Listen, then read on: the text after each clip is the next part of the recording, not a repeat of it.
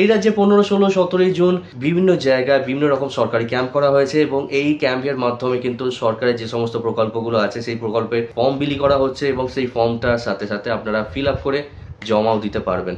এর মধ্যে সবথেকে গুরুত্বপূর্ণ একটি প্রকল্প হলো আয়ুষ্মান ভারত। এই আয়ুষ্মান ভারত প্রকল্পের মাধ্যমে বছরে 5 লাখ টাকা পর্যন্ত ভারতের যে কোনো জায়গায় পরিবারের সকলের হেলথ ট্রিটমেন্ট করাতে পারবেন। আয়ুষ্মান ভারতের প্রকল্পের কাজটা সেটা কিন্তু পুরোপুরিভাবে অফলাইনে চলছে, এখনো কিন্তু অনলাইনে চালু হয়নি।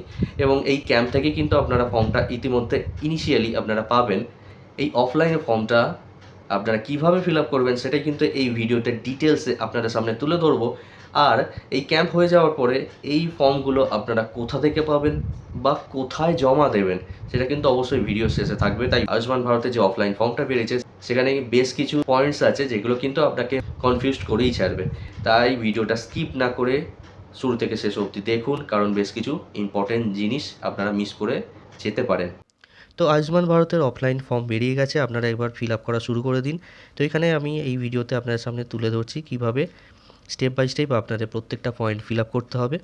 তো এখানে দেখুন আপনাদের সামনে এখন যে ফর্মটা আপনারা দেখতে পাচ্ছেন এটা একটি আয়ুষ্মান ভারতের ইংলিশ পিডিএফ ফর্ম, যদিও এখনও বাংলা ফর্ম অ্যাভেলেবেল আছে। অফলাইনে আপনারা এটা পাবেন, যেখানে যেখানে ক্যাম্প হচ্ছে সেখান থেকে কিন্তু আপনারা বাংলা ফর্ম পাবেন এবং বাংলা ফর্মে কীভাবে ফিল আপ করবেন সেটা নিয়ে কিন্তু ডেডিকেট ভিডিও আছে এবং এই ভিডিওতে আপনাদের দেখিয়ে দিই ইংলিশ ফর্মটাতে আপনারা কীভাবে ফিল আপ করতে হবে। তো এই ক্ষেত্রে প্রথম যেটা আছে সেটা হলো basic beneficiary details.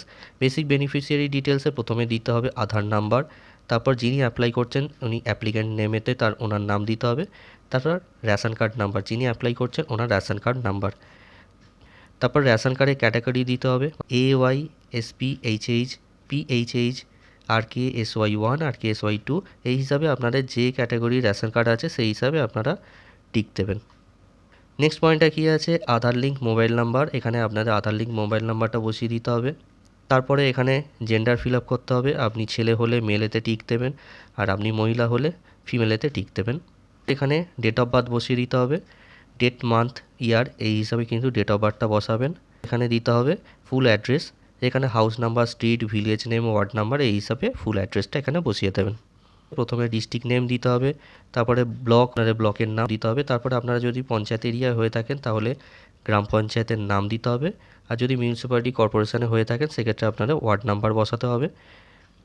Next family head name, head of the family যিনি আছেন ওনার নাম এখানে বসাতে হবে।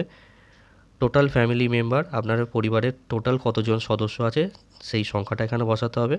তারপরে আপনি যিনি অ্যাপ্লিক্যান্ট, আপনি যিনি ফিল আপ করছেন আপনার প্যান নাম্বার এখানে বসাতে হবে, যদি প্যান থাকে তাহলে প্যান নাম্বার বসাবেন, যদি আপনার প্যান না থাকে সেক্ষেত্রে আপনারা এখানে জাস্ট NA লিখে দেবেন, নট অ্যাপ্লিকেবল।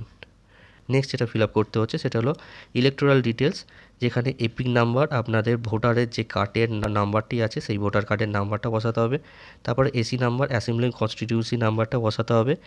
এই এপিক নাম্বার আর এসি নাম্বারটা তো আপনারা ভোটার কার্ড থেকে পেয়ে যাবেন, কোনো অসুবিধে নেই।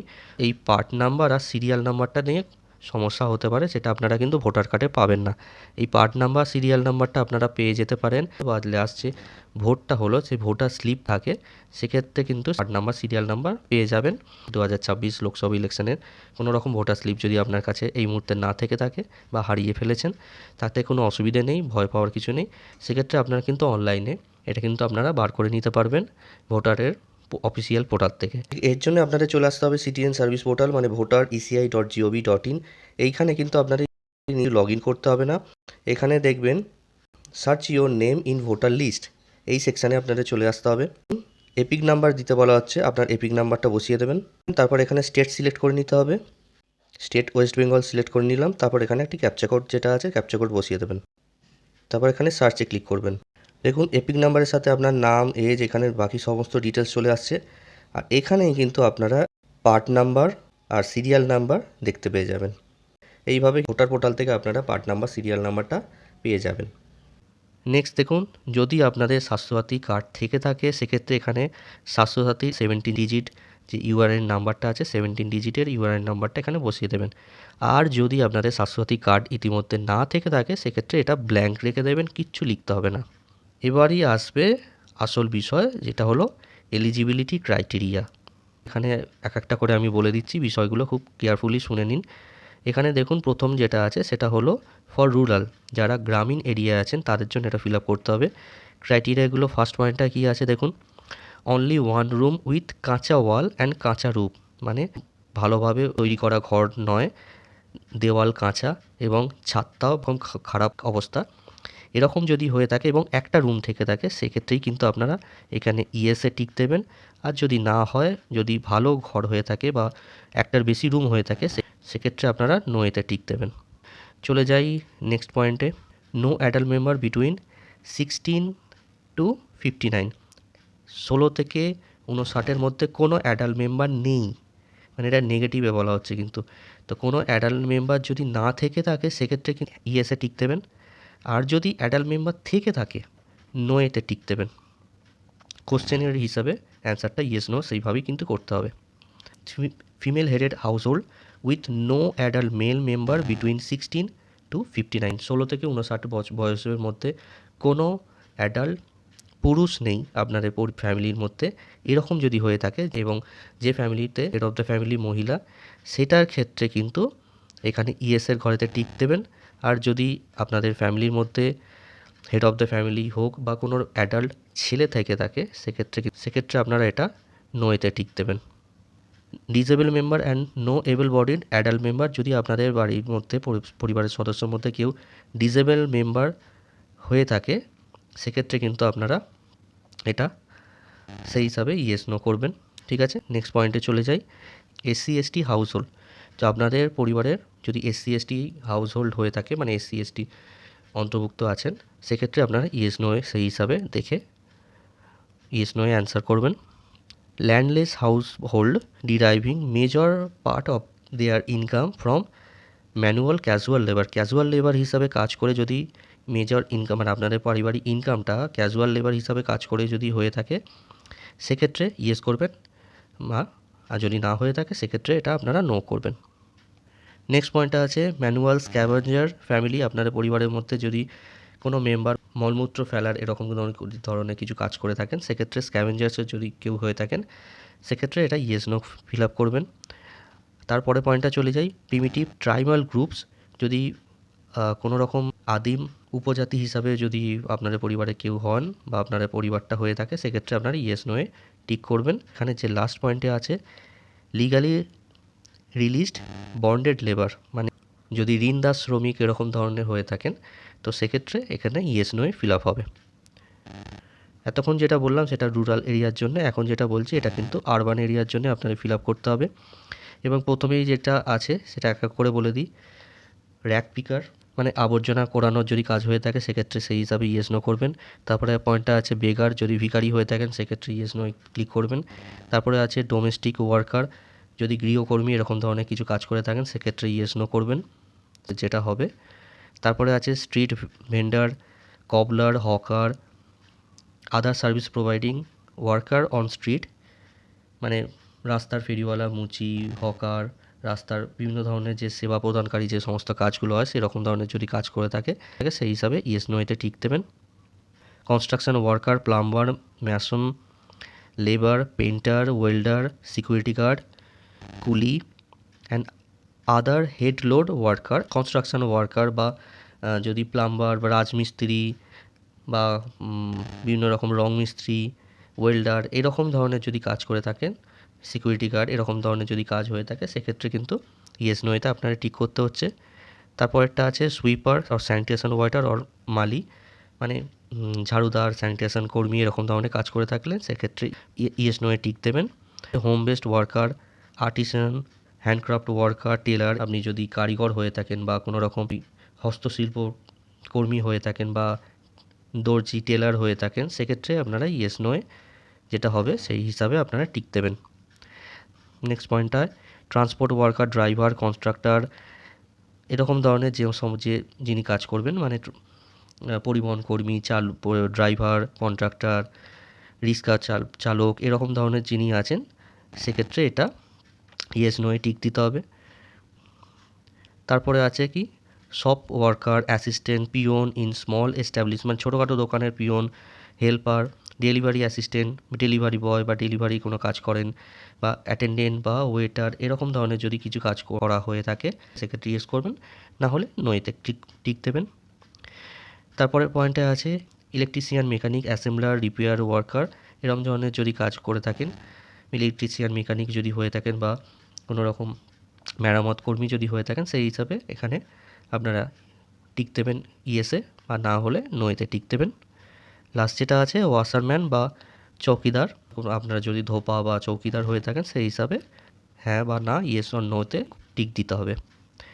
তারপরে এখানে কি ক্রাইটেরিয়া, নেক্সট ক্রাইটেরিয়া আছে অ্যাডিশনাল ইনফরমেশান, যদি আপনাদের বয়স 70 বছরের বেশি হয়ে থাকে, আপনি যিনি ফিল আপ করছেন তার বয়স যদি 70 বছরের বেশি হয়ে থাকে, সেই হিসাবে এটা আপনারা ইয়েসে টিক দেবেন, আর না হলে নোয়েতে টিক দেবেন। তারপরে নেক্সট পয়েন্টটা আছে কি নান অফ ফ্যামিলি মেম্বার আর আশা, AWH, মানে আপনাদের পরিবারে কেউ যদি অঙ্গনারী কর্মী বা আশা কর্মী এরকম যদি না হয়ে থাকেন, সেক্ষেত্রে আপনারা এখানে ইয়েসে টিক করবেন।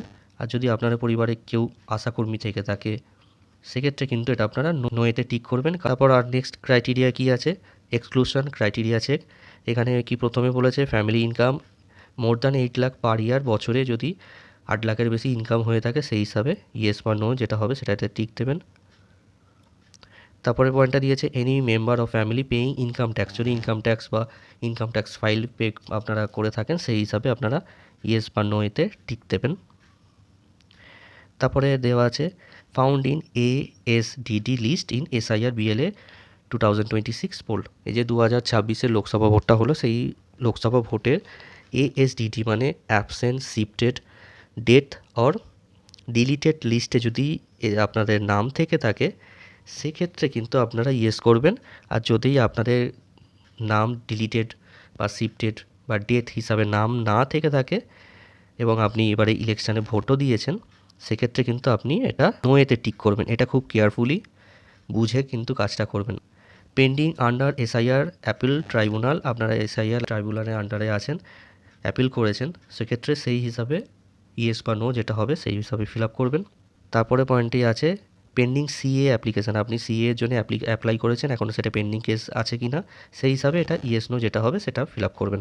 আর আপনারা যদি CA এর যদি অ্যাপ্লাই না করে থাকেন, বা আপনারা যদি এতদিন যেমন ভারতীয় ছিলেন, ইন্ডিয়ান সিটিজেন আছেন, সেই হিসাবে আপনারা CA অ্যাপ্লাই করার প্রয়োজন নেই, তো সেক্ষেত্রে আপনারা এটা নোয়েতে টিক করবেন। ঠিক আছে, লাস্ট পয়েন্টটা বলি beneficiary name deleted from Annapurna Yojana beneficiary list. Annapurna যোজনার এখনও কাজ চলছে, এখনও সব লিস্ট কিন্তু শর্ট আউটও হয়নি। তো সেইখানে কি বলছে, অন্নপূর্ণা যোজনার বেনিফিশিয়ারি লিস্ট থেকে যদি আপনার নাম ডিলিট হয়ে থাকে, তো এখন তো আপনার নাম হয়তো এখনও লিস্টের আওতায় আসেইনি, কারণ এখনও তো ভেরিফাই লিস্টের মধ্যে আছে, ভেরিফিকেশান চলছে। তো সেক্ষেত্রে ডিলিটেড লিস্টের মধ্যে আসছে না, সেক্ষেত্রে আপনারা কিন্তু এটা নো করবেন। ঠিক আছে, একটু বুঝে শুনে এইগুলো ফিল আপ করবেন, প্রত্যেকটা পয়েন্ট খুব বুঝে শুনে কিন্তু ফিল আপ করবেন। এরপরের পেজটা যেটা আছে সেটার প্রথমটাই আছে ডিক্লারেশান অর কনসেন্ট। এই যে এতক্ষণ আপনারা যে ফিল আপটা করলেন, সেটা আপনার জ্ঞানত আপনি প্রত্যেকটা পয়েন্ট জেনে বুঝে পড়েই ফিল আপটা করছেন, সেটাই কিন্তু এটা ডিক্লারেশানে বলা হয়েছে, এবং সেই হিসাবে কিন্তু এখানে আপনাকে একটা টিক দিতে হবে। ডিক্লারেশানটা অবশ্যই আপনারা পড়ে নিতে পারেন, আর এই জায়গাটায় কিন্তু আপনাকে একটা সিগনেচার করতে হবে। তারপরে এখানে আধার নাম্বার, আপনার যিনি অ্যাপ্লাই করছেন আপনার আধার নাম্বার, যিনি অ্যাপ্লাই করছেন অ্যাপ্লিকেন্ট নেম, রেশন নাম্বার, এগুলো ফিল আপ করে দেবেন। তো আপনার যেটা জেন্ডার ফিমেল যেটা হবে সেই হিসাবে ফিল আপ করে দেবেন, এবং ডেট অফ বার্থ সেটাও কিন্তু আবার বসিয়ে দেবেন। এইটা হলো টোটাল একটা ডিক্লারেশান পেজ, এইটা লাস্ট পেজ। এই 3টে পেজ আপনাকে বেসিক্যালি ফিল আপ করতে হবে। আর 4 নম্বর পেজ যেটা আছে সেটা কিন্তু অফিস ইউজ অনলি, এটা আপনাকে কিচ্ছু করতে হবে না, এটা আপনার কোনো কাজও নয়, এটা সম্পূর্ণ যারা ভেরিফিকেশান করছেন অফিস ইউজ অনলি।